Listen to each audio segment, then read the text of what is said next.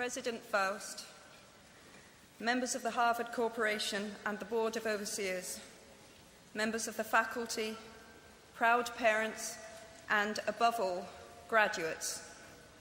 The first thing I would like to say is thank you. Not only has Harvard given me an extraordinary honor, but the weeks of fear and nausea I have endured at the thought of giving this commencement address have made me lose weight.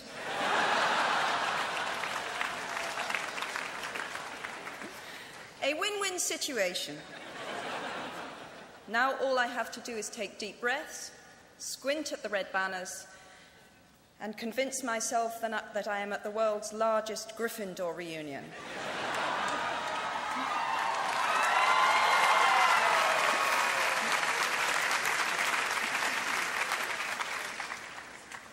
Delivering a commencement address is a great responsibility, or so I thought, until I cast my mind back to my own graduation. The commencement speaker that day was the distinguished British philosopher Baroness Mary Warnock. Reflecting on her speech has helped me enormously in writing this one, because it turns out that I can't remember a single word she said.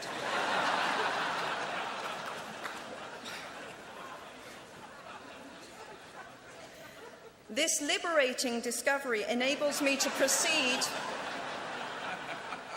without any fear that I might inadvertently influence you to abandon promising careers in business, the law, or politics for the giddy delights of becoming a gay wizard.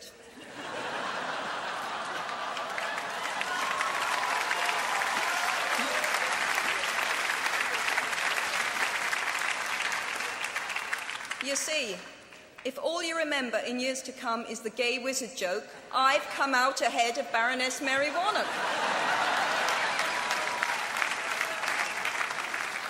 Achievable goals, the first step to self-improvement. Actually, I have racked my mind and heart for what I ought to say to you today. I have asked myself what I wish I had known at my own graduation, and what important lessons I have learned in the 21 years that have expired between that day and this. I have come up with two answers. On this wonderful day when we are gathered together to celebrate your academic success, I have decided to talk to you about the benefits of failure. And as you stand on the threshold of what is sometimes called real life, I want to extol the crucial importance of imagination. These may seem quixotic or paradoxical choices, but bear with me. Looking back at the 21-year-old that I was at graduation is a slightly uncomfortable experience for the 42-year-old that she has become. Half my lifetime ago, I was striking an uneasy balance between the ambition I had for myself and what those closest to me expected of me. I was convinced that the only thing I wanted to do, ever, was write novels.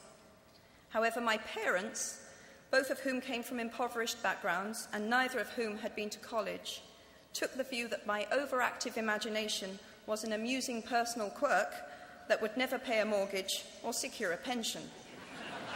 I know the irony strikes with the force of a cartoon anvil now, but... So they hoped that I would take a vocational degree.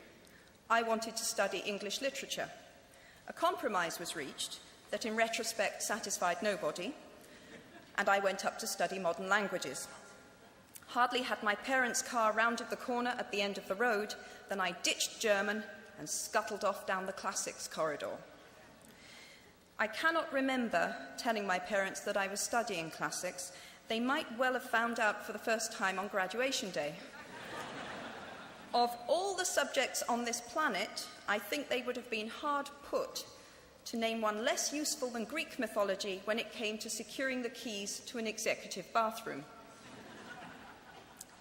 Now, I would like to make it clear in parenthesis that I do not blame my parents for their point of view. There is an expiry date on blaming your parents for steering you in the wrong direction.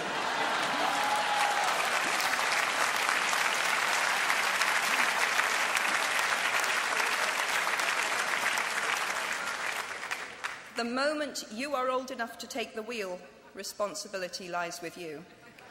What is more, I cannot criticize my parents for hoping that I would never experience poverty. They had been poor themselves, and I have since been poor, and I quite agree with them that it is not an ennobling experience. Poverty entails fear and stress, and sometimes depression. It means 1,000 petty humiliations and hardships. Climbing out of poverty by your own efforts, that is something on which to pride yourself, but poverty itself is romanticized only by fools. What I feared most for myself at your age was not poverty, but failure. At your age, in spite of a distinct lack of motivation at university, where I had spent far too long in the coffee bar writing stories and far too little time at lectures, I had a knack for passing examinations, and that, for years, had been the measure of success in my life and that of my peers. Now, I am not dull enough to suppose that because you are young, gifted, and well-educated, you have never known heartbreak, hardship, or heartache. Talent and intelligence never yet inoculated anyone against the caprice of the fates, and I do not for a moment suppose that everyone here has enjoyed an existence of unruffled privilege and contentment. However, the fact that you are graduating from Harvard suggests that you are not very well acquainted with failure. You might be driven by a fear of failure quite as much as a desire for success. Indeed, your conception of failure might not be too far removed from the average person's idea of success. So high have you already flown. Ultimately, we all have to decide for ourselves what constitutes failure. But the world is quite eager to give you a set of criteria if you let it. So I think it fair to say that by any conventional measure, a mere 7 years after my graduation day, I had failed on an epic scale. An exceptionally short-lived marriage had imploded, and I was jobless, a lone parent, and as poor as it is possible to be in modern Britain without being homeless. The fears that my parents had had for me and that I had had for myself had both come to pass, and by every usual standard, I was the biggest failure I knew. Now, I'm not going to stand here and tell you that failure is fun. That period of my life was a dark one, and I had no idea that there was going to be what the press has since represented as a kind of fairy tale resolution. I had no idea then how far the tunnel extended, and for a long time, any light at the end of it was a hope rather than a reality. So why do I talk about the benefits of failure? Simply because failure meant a stripping away of the inessential. I stopped pretending to myself that I was anything other than what I was, and began to direct all my energy into finishing the only work that mattered to me. Had I really succeeded at anything else, I might never have found the determination to succeed in the one arena where I believed I truly belonged. I was set free because my greatest fear had been realized, and I was still alive, and I still had a daughter whom I adored, and I had an old typewriter and a big idea. And so rock bottom became the solid foundation on which I rebuilt my life. You might never fail on the scale I did, but some failure in life is inevitable. It is impossible to live without failing at something, unless you live so cautiously that you might as well not have lived at all, in which case you fail by default. Failure gave me an inner security that I had never attained by passing examinations. Failure taught me things about myself that I could have learned no other way. I discovered that I had a strong will and more discipline than I had suspected. I also found out that I had friends whose value was truly above the price of rubies.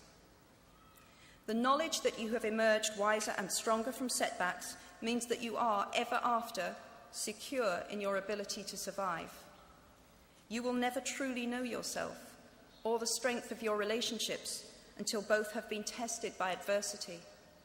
Such knowledge is a true gift for all that it is painfully won, and it has been worth more than any qualification I ever earned. So, given a time turner, I would tell my 21-year-old self that personal happiness lies in knowing that life is not a checklist of acquisition or achievement. Your qualifications, your CV, are not your life, though you will meet many people of my age and older who confuse the two. Life is difficult and complicated and beyond anyone's total control, and the humility to know that will enable you to survive its vicissitudes. Now, you might think that I chose my second theme, the importance of imagination, because of the part it played in rebuilding my life, but that is not wholly so. Though I personally will defend the value of bedtime stories to my last gasp, I have learnt to value imagination in a much broader sense.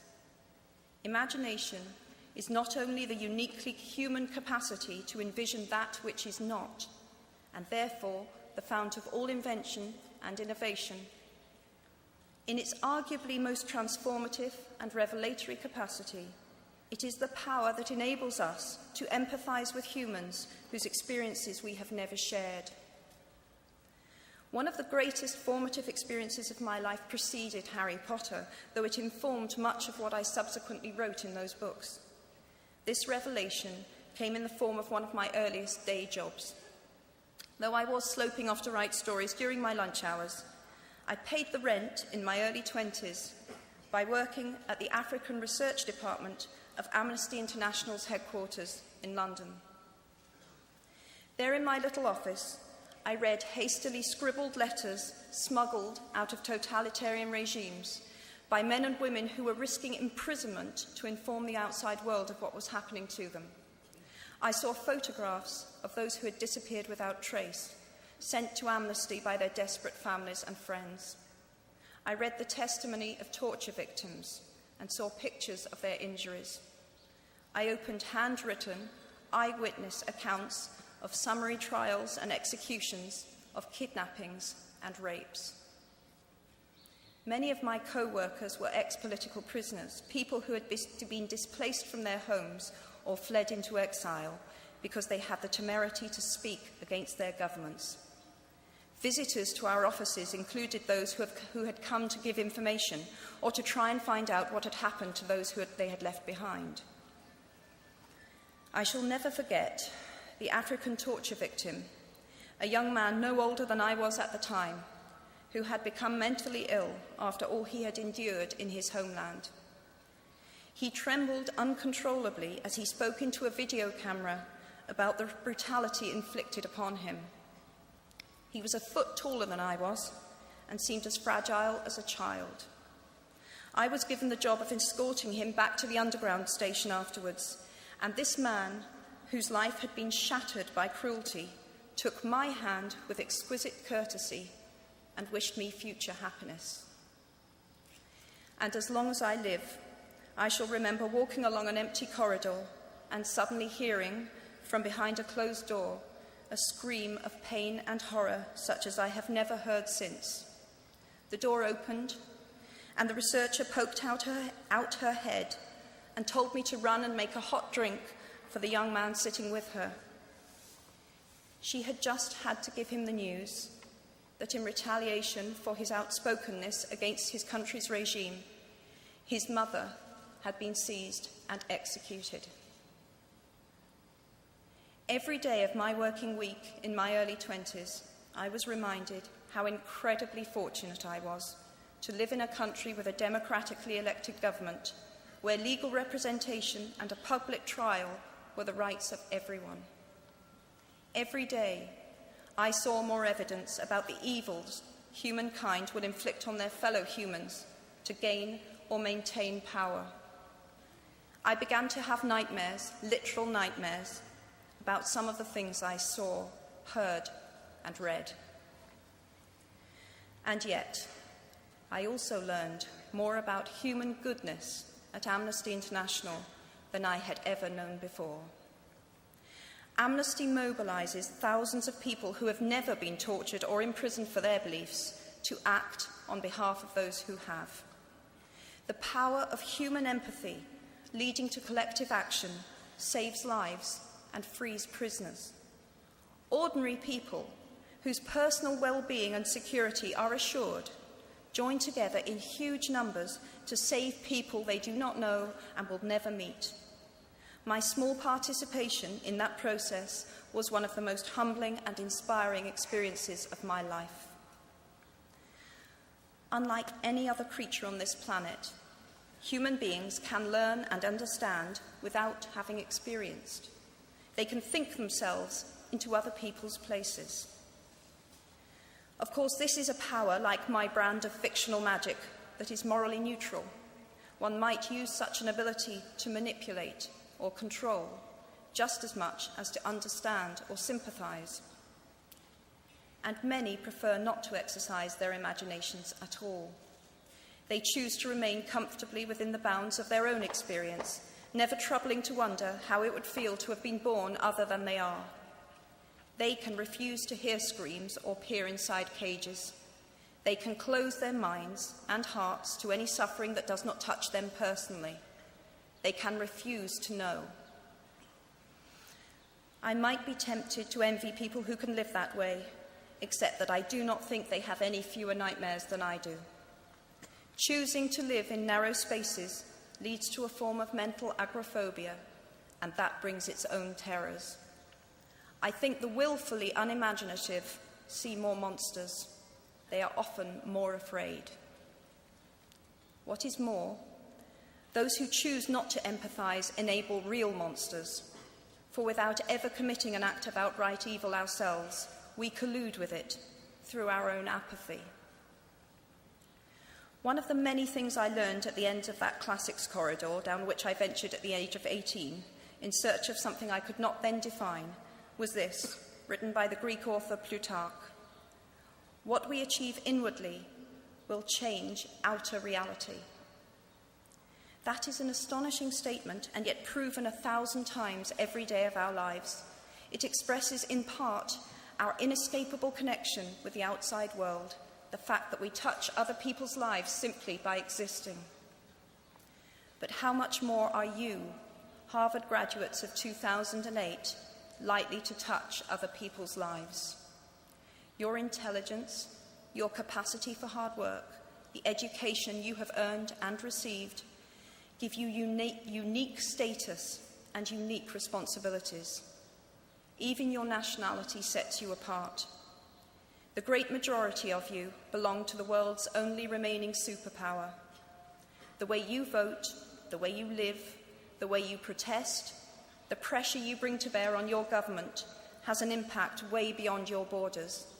That is your privilege and your burden. If you choose to use your status and influence to raise your voice on behalf of those who have no voice, if you choose to identify not only with the powerful but with the powerless, if you retain the ability to imagine yourself into the lives of those who do not have your advantages, then it will not only be your proud families who celebrate your existence, but thousands and millions of people whose reality you have helped change. We do not need magic to transform our world. We carry all the power we need inside ourselves already. We have the power to imagine better. I am nearly finished. I have one last hope for you, which is something that I already had at 21. The friends with whom I sat on graduation day have been my friends for life. They are my children's godparents, the people to whom I've been able to turn in times of real trouble, people who have been kind enough not to sue me when I took their names for Death Eaters.